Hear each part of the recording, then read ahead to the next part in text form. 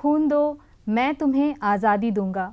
ये अमर वाक्य हैं हमारे देश के एक प्रमुख क्रांतिकारी, युवा नायक और स्वतंत्रता आंदोलन के अमर सेनानी नेताजी सुभाष चंद्र बोस के। आज उन्हीं के जन्म दिवस के इस पावन अवसर पर हम उनके जीवन के कुछ अनछुए पन्नों पर प्रकाश डालेंगे और इसके लिए हमारे साथ स्टूडियो में मौजूद हैं हमारे द्वीपों के जाने माने इतिहासकार जो कि एक लेखक भी हैं, डॉक्टर प्रणव कुमार सिरकार। नमस्कार सर, आपका बहुत बहुत स्वागत है हमारे इस कार्यक्रम में। आज हमारे इस कार्यक्रम में डॉक्टर सिरकार बात करेंगे नेताजी के जीवन के बारे में और ऐसे कई घटनाओं के बारे में जिनके बारे में शायद ही हमें पता है। तो सबसे पहले आप नेताजी सुभाष चंद्र बोस के प्राथमिक जीवन के बारे में हमें कुछ बताइए। जी, नेताजी सुभाष चंद्र बोस का संपूर्ण जीवन ही हमारे लिए मार्गदर्शक है और संदेश भी है। बिल्कुल। इनका जो जन्म जो है ये उड़ीसा के कटक में हुआ था 1890 23 जनवरी को, और इनकी माताजी का नाम था प्रभावती देवी और पिता का नाम था जानकीनाथ बोस जी। और इनके जो भाइयों में सबसे बड़े थे शरद चंद्र बोस, सुभाष चंद्र बोस, उसके बाद में आए हमारे सुनील चंद्र बोस, फिर सुरेश चंद्र बोस। और इनकी जो शिक्षा जो कॉलेज जो था वो यूनिवर्सिटी ऑफ बंगाल में थी, कलकत्ता, और वहीं से शुरू हो गया इनका, क्योंकि ये विप्लवी विचारधारा वाले थे। विप्लवी हम लोग बंगला में विप्लवी बोलते हैं, जो कि उग्र मिजाजी जो होते हैं। उस समय एक प्रोफेसर ओटेन थे जो रेसिस्ट थे, रंगभेद नीति पे बात करते थे, तो उस पर छात्रों में थोड़ी सी अनबन हो गई इनके बीच में। तो झपटा झपटी हुई थी, तो नेताजी के साथ में भी धक्कम धुक्का हुआ, ऐसा कहते हैं। लेकिन उसमें नेताजी को रस्टिकेट कर दिया गया। जी, वहाँ से रस्टिकेट करने के बाद में फिर नेताजी जो है कैम्ब्रिज में चले गए 1920 से पहले की, क्योंकि 1920 में उनको आईसीएस की जो एग्ज़ाम था उन्होंने पास किया। इतने इंटेलिजेंट थे। आईसीएस बोलने से आज का आईएएस है, उस समय आईसीएस हुआ करते थे, इंडियन सिविल सर्विस, और आज जो इंडियन एडमिनिस्ट्रेटिव सर्विस बोलते हैं। तो आईएएस, सोचिए, योग्यता को उन्होंने ठुकरा दी और गांधी जी के असहयोग आंदोलन में उन्होंने हिस्सा लेने का निर्णय लिया और उसके बाद में वो भारत आ गए। भारत आने के बाद में उन्होंने उसमें बढ़ चढ़ कर हिस्सा लिया, गांधी जी का सहयोग करने लगे और गांधी जी ने उनको मिलाया चित्तरंजन दास के साथ में, जो भी एक क्रांतिकारी थे। तो इनके साथ में ये इनकी काफ़ी अच्छी थी बात। तो इस प्रकार से इनका जो क्रांतिकारी जीवन, जो देशभक्ति वाला जो सफ़र है वो वहाँ से शुरू हुआ। और वैसे मैं दर्शकों के लिए बता दूं कि जो नेताजी जो अपने सार्वजनिक जीवन में कम से कम 11 बार जेल में गए थे। 11 बार जेल में जाकर भी उनका जो हौसला है वो बुलंद होता गया, ना कि टूटा। जी। तो उनके आईएनए के बारे में आप कुछ बताएं, और क्या वो अंडमान में ही फॉर्म हुआ था? जी बिल्कुल, आपका बहुत ही मौलिक प्रश्न है ये, क्योंकि आईएनए जो था, अगर आईएनए की बात करें तो उसके पीछे एक थोड़ा सा सफ़र है जिसको बोलना बहुत ज़रूरी है, क्योंकि हमारे दर्शकों को उनकी जो एक गाथा है, जो वृतांत है, जहाँ से सफ़र हुआ और आईएनए में जुड़ा है, तो कनेक्शन जो था, फिर मैं अंडमान में भी बात करूँगा, तो वहाँ से मैं शुरू करना चाहूँगा। तो दरअसल क्या है कि इनका जो सफ़र हुआ, वहाँ से इंडियन नेशनल कांग्रेस ज्वाइन किया, वहाँ से ये जो है 1940 में वहाँ से अपनी जो फॉरवर्ड ब्लॉक, जो ऑल इंडिया फॉरवर्ड ब्लॉक नाम से का गठन किया इन्होंने अपने बलबूते पर, अलग सोच के साथ, अलग विचारधारा के साथ में। तो इसकी मार्च पास्ट करने लगे, प्रोसेशन करने लगे अंग्रेज़ों के। तो उसमें क्या हुआ, इनको हाउस अरेस्ट कर दिया। अच्छा। हाउस अरेस्ट कर दिया, तो उसके बाद में जो था ये इनका हाउस अरेस्ट चलता रहा इनके ही घर पे। तो देखिए, अब जो है हम लोग सिनेमा में देखते हैं कि हीरो कैसे भागता है, कैसे बचते बचाते हुए अपने गंतव्य स्थान तक पहुंचता है। नेताजी की जीवन तो बिल्कुल रियल थी, और नेताजी वहाँ से हाउस अरेस्ट से निकल भागे आधी रात को जियाउद्दीन बन के। जियाउद्दीन पश्तून जो पॉलिसी एजेंट के हिसाब से उस भेष में निकल गए। निकल के रात भर उनके जो भतीजे वो गाड़ी चलाते रहे। वहाँ से वो लोग पेशावर पहुँचे, पेशावर से काबुल का, उस समय जो अफ़गानिस्तान जो था, अफ़गानिस्तान अंग्रेज़ों के अधीन नहीं था। तो उसको किसी भी तरह उनको जो है अंग्रेज़ों के अधीन वाले क्षेत्र को छोड़ना था, और इस बीच वो वर्ल्ड वार शुरू हो गई थी, वर्ल्ड वार 1939 में शुरू हो गई थी। और इनका विचारधारा ये था कि दुश्मन जो है अपना दोस्त है। तो क्योंकि ऐसे बहुत ही बिरले मतलब कई 100 सालों से अंग्रेज शासन कर रहा है, तो ये एक बढ़िया मौका उनको लग रहा था कि हम जो है दूसरे एक्सिस फोर्स को, उस समय एक्सिस और एलाइड फोर्स के बीच में वर्ल्ड वार थी, तो एक्सिस फोर्स में जो थे आपके जापान, इटली, उसके बाद में जर्मनी, उसके बाद में स्लोवाकिया, बुल्गारिया, रोमानिया, क्रोएशिया, ये 7-8 देश जो है एक गुट थे, और ब्रिटेन, यूएसए और ये जो है अलग एक गुट में थे, एलिट फोर्स बोलते थे। तो इन्होंने क्या करा, वहाँ से वो निकल गए। तो काफ़ी दिनों बाद पता चला ब्रिटिश को, अंग्रेज़ों को, कि ये घर पे नहीं है, क्योंकि उनके समुदाय के जो घर वाले जो है उनका खाना खुद ही खा लेते थे। अच्छा। खुद ही खा के खाली प्लेट जो जाता था तो वो सोचते थे कि नहीं, नेताजी अंदर है। तो काफ़ी दिनों बाद जब एक कोर्ट की पेशी होनी थी तो नेताजी जा नहीं पाए, तब इनको डिक्लेयर करना पड़ा कि नेताजी नहीं है, नहीं तो पता ही नहीं चलता। और वो काबुल पहुंच गए। काबुल पहुंचने के बाद में वहाँ से यहाँ ब्रिटिश इंटेलिजेंस को पता चल गया कि ये काबुल चला गया और इनका इंटेंशन जो है यहाँ से ये जर्मनी जाने का है, हिटलर से मिलने का है। तो इन्होंने अपने प्रोफेशन रख दिए कि वो प्रोफेशन की जो इनको रास्ते में जर्मनी जाने से पहले इनको मार दो, ये निर्देश दिया गया था। और नेताजी इनसे 2 कदम आगे थे। तो नेताजी जो थे उनको मालूम था सब कुछ कि पीछे क्या हो रहा है। तो नेताजी ने जो मिडिल ईस्ट का रास्ता नहीं पकड़ा, वो मॉस्को होते हुए बर्लिन पहुंच गए। तो बर्लिन पहुंच गए, वहाँ पे हिटलर से मिले। तो हिटलर से मिलने के बाद में हिटलर देखा कि उन्होंने भांप लिया कि हिटलर जो है भारतीयों के प्रति उनका नज़रिया बहुत ही उतना ठीक नहीं था, क्योंकि हिटलर भारतीयों को अक्सर बोलते थे कि उनके लिए उनके शब्द थे एशियाटिक जगलर्स बोलते थे, और उसकी रुचि नहीं थी। तो लेकिन ये जर्मनी में ही इन्होंने, मैं आईएनए पे ही जा रहा हूँ जो आपने प्रश्न पूछा है, तो ये सफ़र है उनका। तो वहाँ से उन लोगों ने इंडियन लेजियन नेताजी ने फॉर्म की। और नेताजी, देखिए एक चीज़ आईएनए के बारे में मैं बताना चाहूँगा अपने दर्शकों को कि आईएनए की सबसे बड़ी भूमिका ये थी कि जब वर्ल्ड वार शुरू हुई तो जितने जो अंग्रेज जो थे वो भारतीयों को ही फौज में रखते थे, और मोर देन 40,000 जो प्रिजनर्स ऑफ वार, युद्धबंदी पड़े हुए थे, भारतीय थे। उन भारतीयों की जान इन लोगों ने बचाई आईएनए फॉर्म करके। 45,000 उस जमाने में फ़ौज में संख्या होना कोई छोटी बात नहीं है। तो यहाँ से इंडियन लेजियन में उस समय 10,000 प्रिजनर्स ऑफ वार थे, वहाँ से कम 5,000 तो निकाल लिए इन्होंने। और वहाँ पे आज़ाद हिंद रेडियो का ये किया।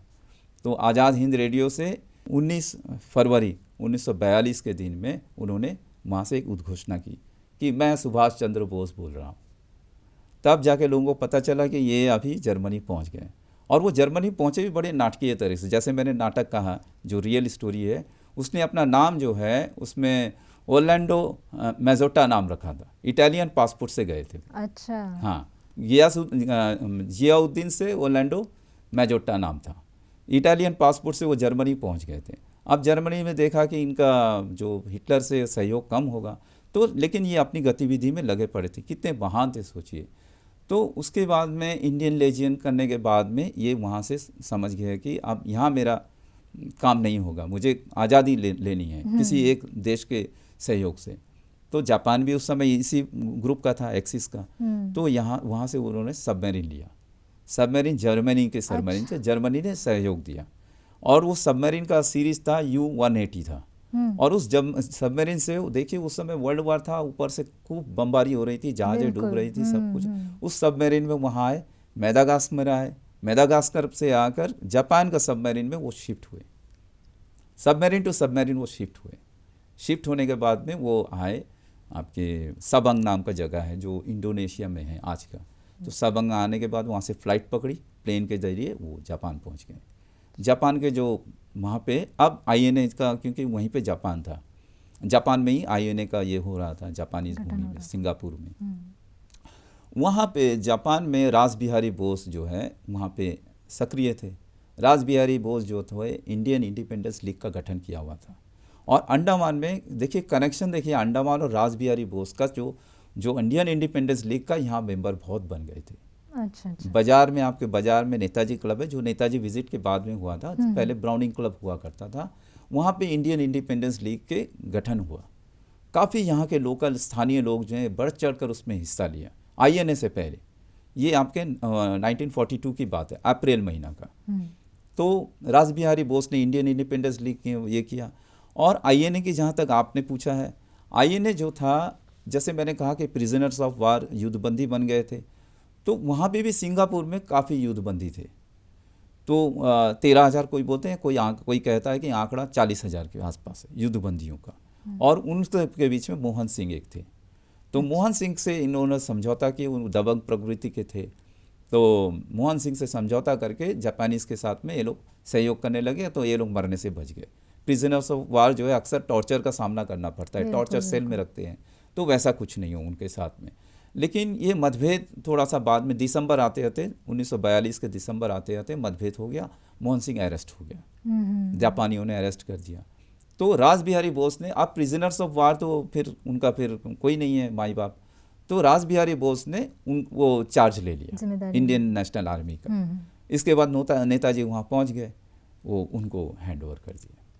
तो उसकी जो थे मोहन सिंह, रास बिहारी बोस और नेताजी, ये तीन जो हत्याकर्ता थे।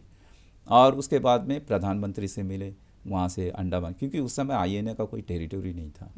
तो इस तरह करके आईएनए का ये हुआ। तो अब रही बात अंडमान में आने की, तो उसके बाद में उन्होंने तोजोहारा जो प्रधानमंत्री थे जो जापान के, तो उनके साथ में काफ़ी दौर में बातचीत हुई। तो बातचीत होने के बाद में काफ़ी मशक्क़त करनी पड़ी, क्योंकि युद्धकाल चल रहा था। वो लोग बहुत जल्दी देने के लिए राजी नहीं थे अंडमान को। और नेताजी ये चाहते थे कि एक टेरिटोरी तो हमारे हाथ में आना चाहिए, लोगों को सबको संदेश मिल जाए कि हम आईएनए जो मेंबर्स हैं, हम एक फ़ौज खड़ी तो कर लिया है, हमने एक कब्जा करने की भी क्षमता आ गई है। तो किसी तरह कन्विंस कर लिया जापान गवर्नमेंट को। लेकिन एक शर्त थी कि मिलिट्री टाइम था, मिलिट्री हुकूमत उसके हाथ में ना देकर सिविल एडमिनिस्ट्रेशन दे दिया। अच्छा। तो प्रोविजनल जो गवर्नमेंट है ऑफ फ्री इंडिया, तो ये आज़ादी जो नेताजी का जो था उनके अधीन में यहाँ पे किया। तो आईएनए गठन हो चुका था पहले ही, यानी कि इंडियन इंडिपेंडेंस लीग के गठन के कुछ महीने के बाद में आईएनए का भी गठन हो गया। कनेक्शन देखिए, नेताजी आने से पहले आईएनए गठन हो चुका था, क्योंकि मैंने खुद इंटरव्यू लिया है आईएनए के कुछ लोगों का यहाँ पे। अच्छा। जैसे जॉन लोबो है, रहमतुल्लाह हैं, ऐसे इन लोगों का मैंने, जो आज नहीं है इस दुनिया में, तो उन लोगों ने ये आईएनए का जो सलामी भी दी थी नेताजी को। तो ऐसे करके यहाँ पे आईएनए सक्रिय था। तो ये अंडमान की बात तो बाद में करेंगे। तो इसके बाद में नेताजी वहाँ से यहाँ आ गए। तो ऐसे था नेताजी। तो नेताजी यहाँ आए तो 29 दिसंबर, तो नेताजी पहले आ गए।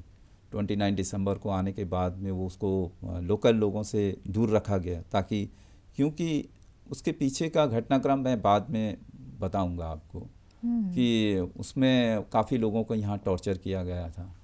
और क्योंकि टॉर्चर इसलिए किया गया था कि वो जासूसी के आरोप में, झूठा जासूसी के आरोप में टॉर्चर किया, और सेलुलर जेल में काफ़ी लंबे दौर तक रखा गया इनको। जब नेताजी आए थे तो उनको दिखाया नहीं गया, उनको पता नहीं चलने दिया, और सीधे नेताजी को रॉस आइलैंड ले गए। उसके बाद में नेताजी 30 तारीख को आए, यहाँ झंडारोपण किया था। तो ऐसे था। आगे पूछिए आप। तो जैसे कि आपने झंडे की बात कही, नेताजी ने हमारे जो स्वाधीनता का प्रथम झंडा हमारे पोर्ट ब्लेयर में उन्होंने फहराया था, तो वो कौन सा झंडा था, उसका डिज़ाइन कैसा था? वाह, बड़ा दिलचस्प क्वेश्चन आपने पूछा है, क्योंकि हमारे द्वीपवासियों में भी, मैं यहीं का स्थानीय हूँ, तो अक्सर लोगों में बातें होती है, कोई तिरंगा बोलता है, कोई और दूसरा कुछ बोलता है। इसलिए मैंने 2 शीट, मुझे आशा थी कि ये प्रश्न पूछा जाएगा, तो मैं 2 शीट दिखाना चाहता हूँ। नेताजी ने ये पोर्ट ब्लेयर में ये झंडा जो है, ये चरखे वाला झंडा को दिखाया था, फहराया था। ये हमारे अंडमान क्लब के सामने में था। ये देखिए चरखा होगा, और चरखा है, और 2-3 रंगों का है, सफ़ेद, हरा और सतरंगी रंग का। अच्छा। जो है ये झंडा जो था, ये नेताजी ने अपना जो है, ये स्वराज का झंडा है। गांधी जी ने इसको प्रतिपादित किया था। 1921 में इसके डिज़ाइन तैयार हुई, किसी कारणवश इसमें डिज़ाइन में फिर थोड़ा सा बदलाव आए, तो 1931 का स्वराज झंडा उन्होंने फहराया। तो ना कि उसमें देखिए एक और तस्वीर दिखा रहा हूँ, ये आज़ाद हिंद फौज का झंडा है। जी, वही मैं आपसे पूछने वाली थी। जी, जिसमें बाघ है। और उन्होंने अपना आज़ाद हिंद फौज का झंडा नहीं फहराया, बिल्कुल, बल्कि स्वराज का झंडा स्वराज का झंडा फहराया। ये स्वराज बहुत का झंडा इंटरेस्टिंग बात है जी, क्योंकि उनको पता है कि अपने स्वार्थ के लिए वो लड़ नहीं रहे थे। और ये स्वराज का झंडा पूरे मुख्य भूमि भारत में इसके साथ में ही पूरी हवा तेज थी, जो आज़ादी के बिगुल बज रहा था इस झंडे के साथ में। तो इसीलिए तो इस सभी झंडे को एक साथ कनेक्ट करने के लिए उन्होंने ये झंडा लहराया था। ये है। बहुत ही उम्दा बात आपने कही कि जैसे कि हम सभी सोचते हैं कि गांधी जी और नेताजी सुभाष चंद्र के बोस हमेशा अनबन है, ऐसा एक हमारा सोच विचार है, लेकिन ऐसा बिल्कुल भी नहीं था। ये बहुत ही मौलिक प्रश्न आपने पूछा है, बहुत ही, क्योंकि ये मैं दर्शकों के लिए बताना चाहूँगा, ऐसे मैं भी सुनता गया, काफ़ी सुना है मैंने।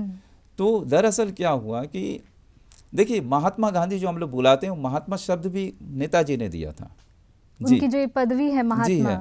दूसरी, उनका दिल्ली चलो का अगर आप पोस्टर देखेंगे इंटरनेट में या किसी और सोर्स में देखेंगे, तो उसमें आपको पोस्टर में नेहरू और गांधी जी की भी तस्वीरें मिलेंगी। अच्छा, तीसरी बात, नेताजी सुभाष यूरोप में थे, तब नेहरू जी की पत्नी, जो धर्मपत्नी कमला नेहरू, बीमार थी, तो उनको वो देखने गए थे, लेकिन उनकी बीमारी में जल्द ही मृत्यु हो चुकी थी ऑस्ट्रिया में। तो उसके बाद में इनमें अक्सर संदेश आदान प्रदान होता था गांधी जी और इनमें। तो गांधी जी ने ही इन्होंने अपना जो रेडियो संदेश से गांधी जी के असहयोग आंदोलन को सहयोग देने के लिए लोगों से अपील की थी नेताजी ने।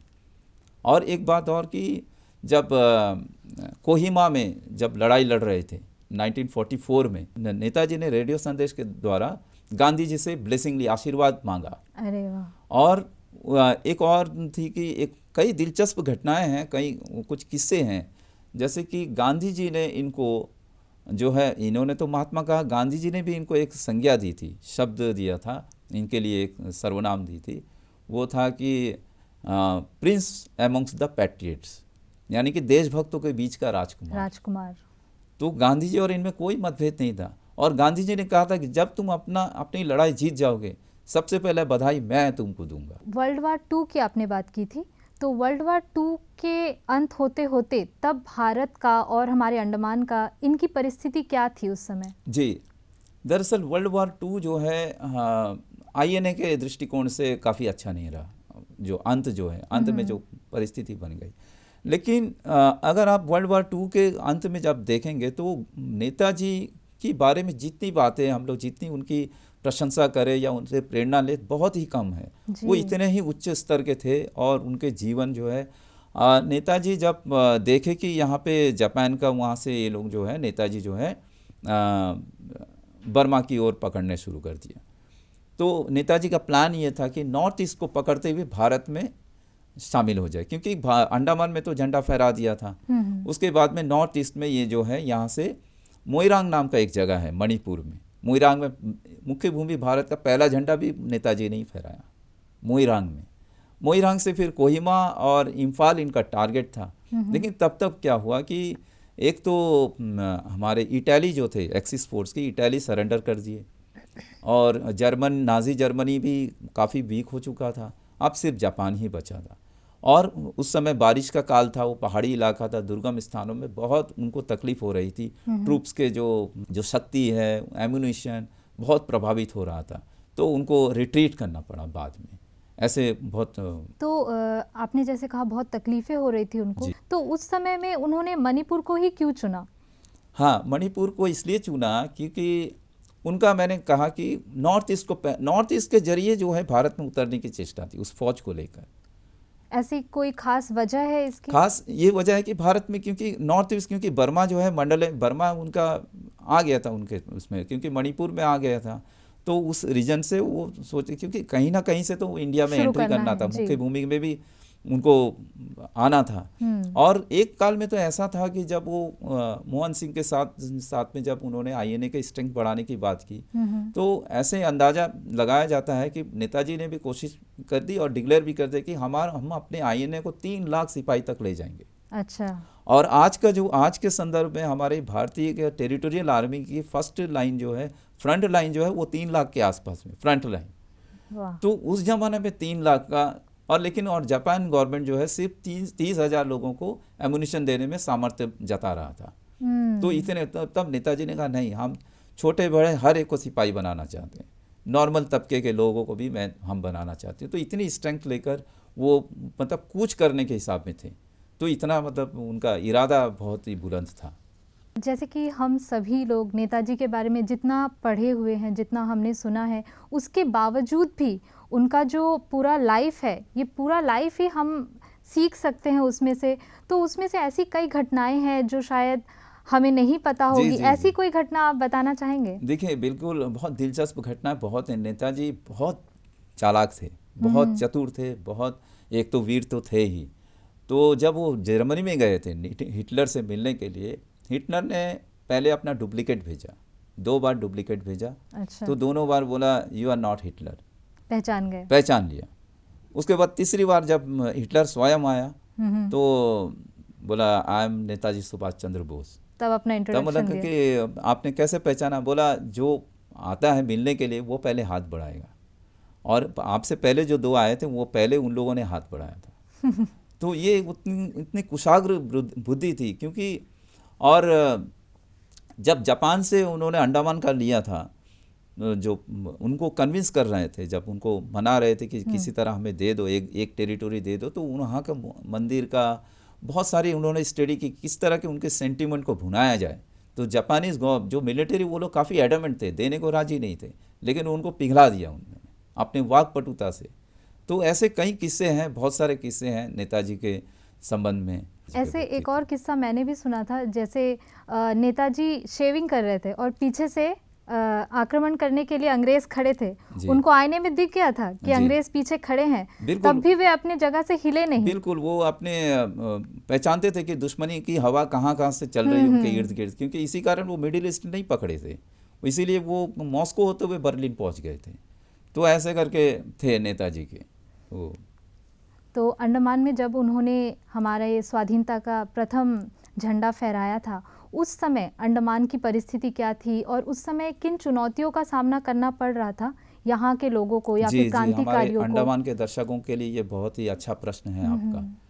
देखिए, जैसे मैंने कहा कि नेताजी तो आ गए थे। नेताजी 29 दिसंबर 1943 को आ चुके थे।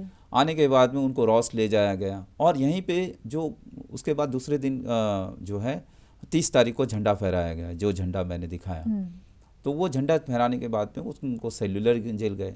तो सेल्युलर जेल के 3 विंग है, उसमें से विंग नंबर 6 जो है उसमें मोर देन 100 हमारे प्रिजनर्स थे, रेसिडेंट्स थे, जो टॉर्चर सेल में थे। इवन जो इंडियन इंडिपेंडेंस लीग के जो प्रेसिडेंट थे डॉक्टर दीवान सिंह भी वहाँ इम्प्रिजेंट थे, वो टॉर्चर सह रहे थे। अच्छा। लेकिन नेताजी को दिखाया नहीं गया, किस तरह का ड्रामा किया कि नकली कुछ प्रिजनर्स गार्डनिंग कर रहा है, ये कर रहा है, वो कर रहा है, दिखा के।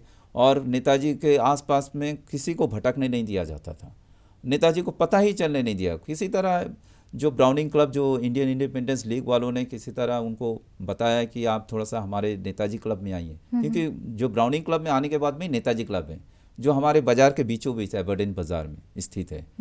तो वहाँ आए तो इतना शोर शराबा मचा दिया, लोगों की भीड़ जमा कर दी उस हॉल के अंदर में। नेताजी क्या बोल रहे हैं, कौन क्या बोल रहा है, कुछ सुनने को नहीं मिला। तो नेताजी फिर 31 तारीख को बिजी शेड्यूल था, चले गए।